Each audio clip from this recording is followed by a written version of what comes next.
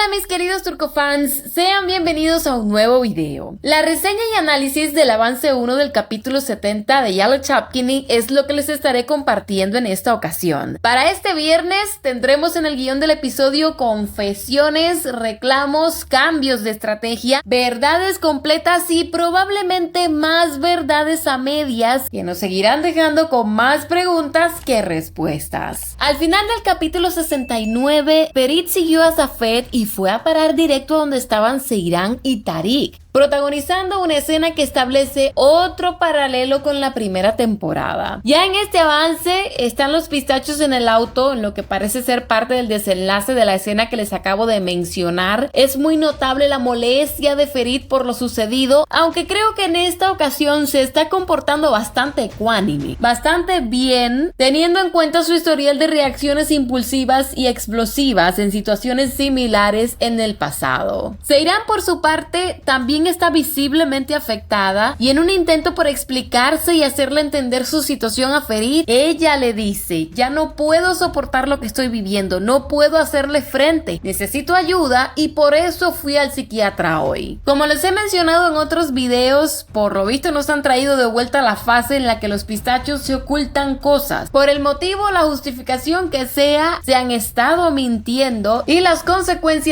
no se han hecho esperar. Cuando ya están en la mansión, se da una escena tensa en el salón. Abedin y Suna están presentes, con lo poco que muestran parece que Latif también. Continúan los reclamos de Ferit por lo sucedido, Seyran opta por retirarse, Suna la sigue para acompañarla y cuando se va Ferit, deja a Abedin atrás todo serio como si le hubiera reclamado a él también, posiblemente por la negligencia de los guardias de seguridad que no lograron impedir que Tariq se aproximara a Seyran. Más adelante, Mesideh le dice a Khalis: si me preguntaran cuál es mi último deseo, diría que es verte una vez más. Khalis molesto le responde: di claramente lo que tengas que decir. Y entonces la señora le contesta: por la vida de mi hijo que se ha ido, te pido una vida. Mesideh está empeñada en quitarle la vida a alguien y ese alguien no parece ser cualquier persona. Pero lo más preocupante del caso es que Khalis la escucha y después nos dan a entender que se marcha